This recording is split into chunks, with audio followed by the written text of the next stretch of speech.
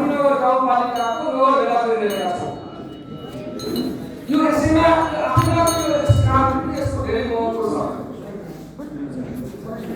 एकातिर हाम्रो 81 मा चुनाव हुँदैछ। यो बिरामी हुनुहुन्छ हैन? आगामी सुरुमा हामी नगर भेला गाउँ भेला गरिरहेका छौँ।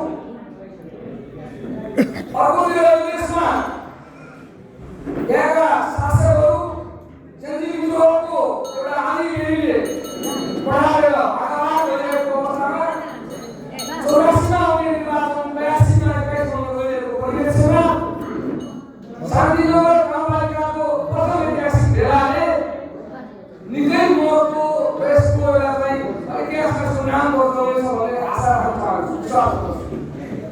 यसकारण कि आज शपथ ग्रहण समारोहमा शपथ लिइरहे यो शान्तिनगर गाउँपालिकाका पदाधिकारी साथीहरू, अध्यक्ष, कोषापति, सचिव, कोषाध्यक्षका साथीहरू, तपाईँहरूलाई सबैलाई बधाई छ, शुभकामना छ। तर त्यो शुभकामनाको साथमा फाल्गुन 21 मा शान्तिनगर गाउँपालिकाका आम दिदीबहिनी दाजुभाइको मत घन्टीको एउटा घन्टीमा हात लगाएर यो क्षेत्रको उम्मेदवारलाई जिताएर पठाउन नै तपाईँहरूको आजको शपथ ग्रहण र शुभकामना सार्थक हुनेछ। त्यही समारोहको हार्दिक अनुरोध गर्छु।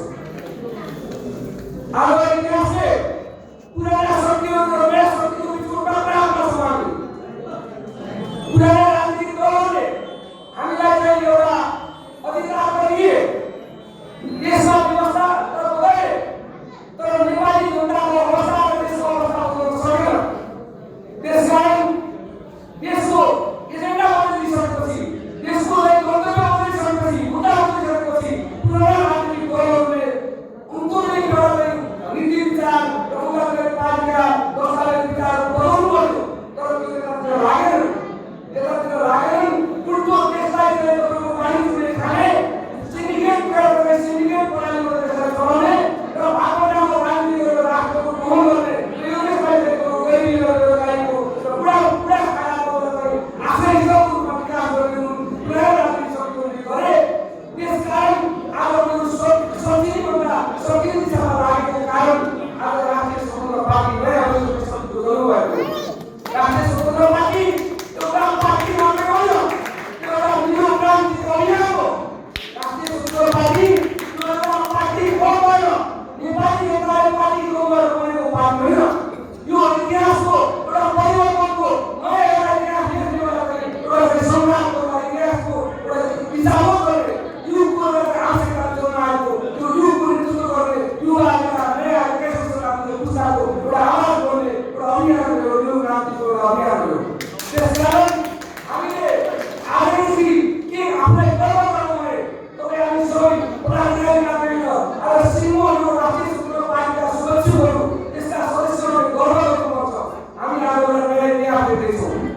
त्यो इतिहास देख्ने अभियान राष्ट्रिय स्वतन्त्र पार्टीको नेतृत्वमा त्यसको सभापति रविलाल खानको नेतृत्वमा सुरु भइरहेको छ।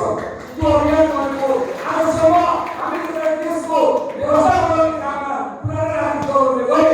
नेपाली जनतालाई साधारण बनाए, हामीलाई संविधान दिए, तर नेपाली जनताका आवश्यकताहरू, हाम्रा गरिबी, हाम्रा बेरोजगारी, हाम्रा स्वास्थ्य, शिक्षा, किसानका समस्याहरू, महिला दिदीबहिनीका समस्याहरू, जीवका दुःखहरू, विभेदहरू जोगाएका छन्। त्यसको समाधान गर्नका लागि यो देशलाई हाम्रै जीवनकालमा संसारको विकसित मुलुकका हातमा पुर्याउनका लागि एउटा ढिलो क्रान्तिको उद्घोष गर्ने हाम्रो अभियानमा साथी बन्दैछौँ। त्यसका अभियानमा भएको कारणले हामी सबैले आफूलाई गर्व गरौँ। हामी भाग्यमानौँ यति ठुलो इतिहासमा अवसर कहिले आउँदैन। त्यो इतिहासमा हामीले आफ्नो अवसर हामी सबैले आफूलाई गर्व गर्ने र आफूलाई अप्पल ठान्ने एउटा अप्पल जनताको रूपमा सचेत अभियन्ताका रूपमा तपाईँले आफूलाई गर्व गर्ने अनुरोध गर्न चाहन्छु। पक्कै पनि तपाईँलाई थाहा छ हामीले आफ्नो घरमा खुर्सानी रोप्नु गर्छौँ, तोरी रोप्नु गर्छौँ, आलु रोप्नु गर्छौँ, हामीले चाहिँ मकैको गहुँ रोप्नु गर्छौँ। तर सबैभन्दा ठुलो मूल बिउ देशको राजनीतिको मूल बिउ आज 70-80 वर्ष पुराना राजनीतिक दलको बिउ बोकेर अब यो नफलित बिउ बोकेर नेपाली जनतालाई रोप्नेवाला छैन। त्यसकारण हामीले राष्ट्रिय स्वतन्त्र पार्टीको घन्टी रूपी बिउलाई नेपाली जनताका बिचमा रोप्नु छ। त्यही बिउले मात्रै यसको समृद्धि र विकासको फल दिन्छ भन्ने कुरा आफ्ना छोराछोरीलाई, आफ्ना इष्टमित्रलाई, आफ्ना दाजुभाइलाई, आफ्ना सहयोगीहरूलाई नेताहरूका भाइको यो आवाज बनाउनलाई शान्तिनगर राष्ट्रलाई आह्वान गर्न चाहन्छु। यो शान्तिनगरले पहिला प्रभाव पार्छ, यो शान्तिनगरले कमिसनलाई प्रभाव पार्छ, यो शान्तिनगरले कृषिलाई प्रभाव पार्छ, यो शान्तिनगरले पशुको खबरलाई चाहिँ सैन्यको कार्यवाहीलाई प्रभाव पार्छ।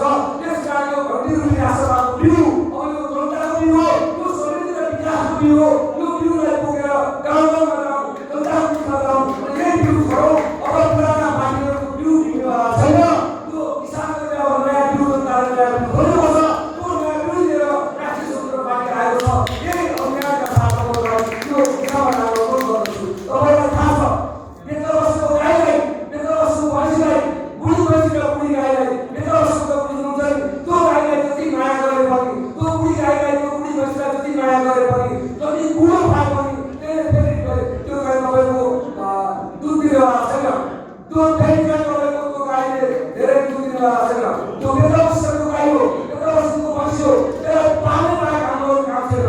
तपाईँलाई थाहा छ, हाम्रा बुवाआमा हजुरबाहरूलाई जसरी हामीले ताको चिसो पानी ल्याएर उहाँहरूलाई मान सम्मान गर्छौँ, अब पुराना राजनीतिक दलका नेताहरूलाई, पुराना राजनीतिक पार्टीहरूलाई तपाईँले आह्वान गर्नुहोस्। तपाईँहरूको आफ्नो समयमा आफ्नो कार्यभार पुरा गर्न सक्नुभएको छ। अब एजेन्डा बन्यो, मुद्दा फेरिए, त्यसकारण नयाँ मुद्दा, नयाँ एजेन्डाको नेतृत्व यो आज 21औं शताब्दीको आह्वान, नयाँ पुस्ताको आह्वान, जनजीवितको चाहिँ आह्वान राष्ट्रिय स्वतन्त्र पार्टी मात्रै गर्न सक्छ। त्यो राष्ट्रिय स्वतन्त्र पार्टी युवाको पार्टी हो, त्यो महिलाको पार्टी हो, विभिन्न प्रकारका योगदान गरेको कृषिको अवसरको पार्टी हो। त्यसकारण यो पार्टी नै यो फुकाउनका लागि कुनै एउटा चाहिँ हामीलाई छुट्दैन, हामीलाई यो महिलाबाट हामी छुट्दैन, यो अवसरबाट हाम्रो हामी छुट्दैन। त्यसकारण अभियान के हो भन्दाखेरि यो पार्टीको अभियान हो। यहाँ व्यक्ति विशेषको कुरा होइन, चुनावमा पनि हामीले जित्ने र हार्ने कुरा गरेको पार्टीले जित्यो, जनताले जित्यो, देशले जित्यो, यहाँ व्यक्तिगत आफैलाई जित्यो। हामीले हाम्रो छुट छैन।